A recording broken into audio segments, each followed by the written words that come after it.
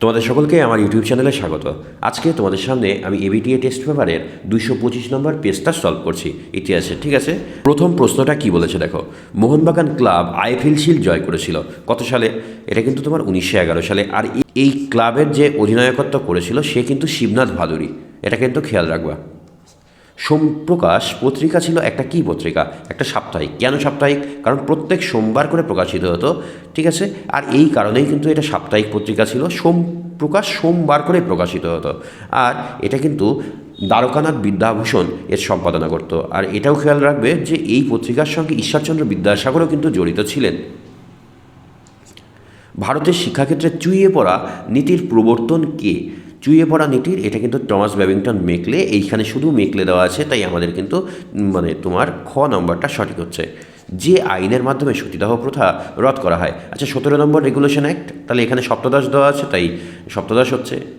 এবার history of Bengal গ্রন্থটি রচনা করেন, এখানে কিন্তু যদুনাথ সরকার আছে, সুমিত সরকার আছে, তারপরে এরা সবাই আছে, কিন্তু এগুলো কিন্তু একটাও সঠিক আনসার নয়।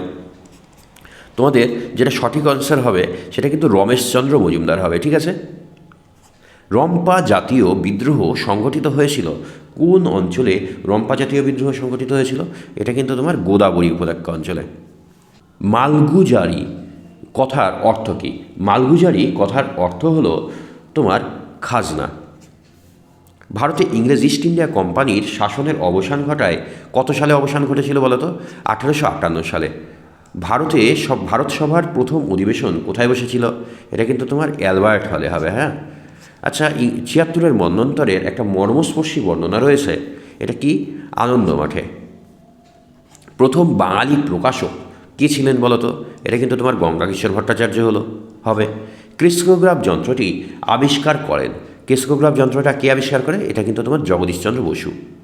বীরেন্দ্রনাথ শাসমল নামে পরিচিত কে ছিলেন? বীরেন্দ্রনাথ শাসমল পরিচিত ছিলেন যে নামে, এটা কি বলতো? দেশপ্রাণ নামে পরিচিত ছিলেন। ভারতের প্রথম মে দিবস কবে পালিত হয়?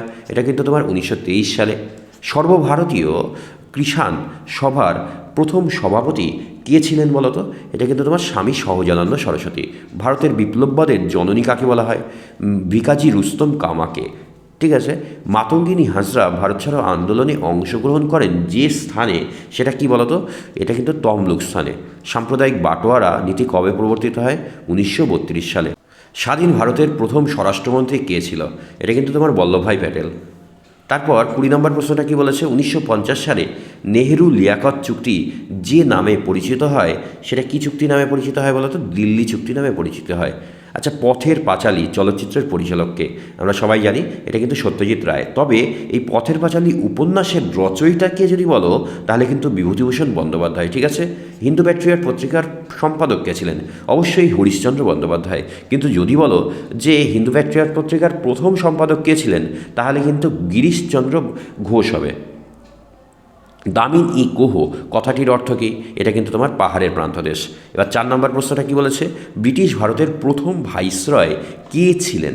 এবার ব্রিটিশ ভারতের কিন্তু প্রথম ভাইসরয় কে ছিলেন?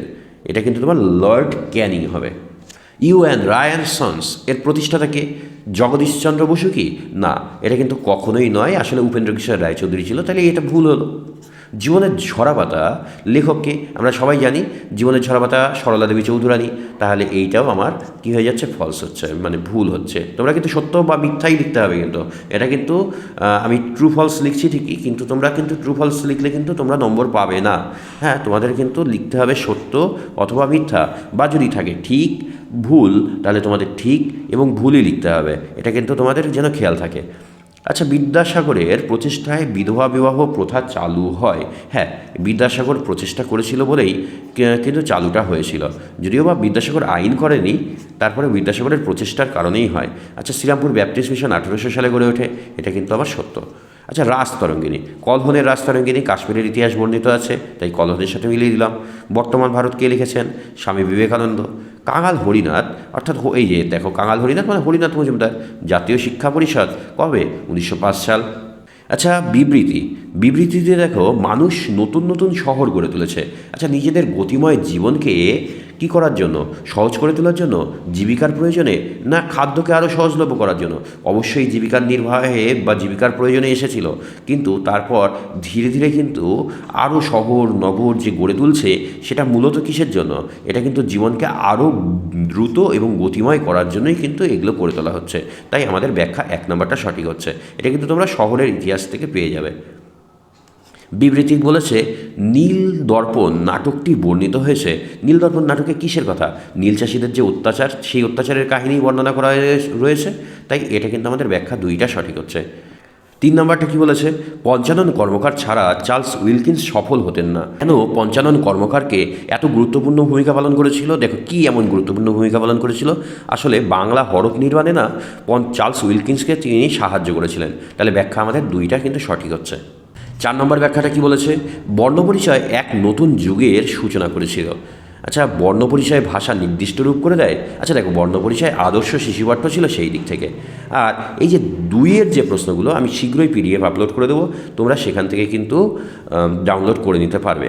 ঠিক আছে, তোমাদের যদি ভিডিওটা ভালো লাগে তাহলে অবশ্যই লাইকটা করে দাও, লাইক করো এবং সাবস্ক্রাইব করে দাও। ধন্যবাদ সকলকে।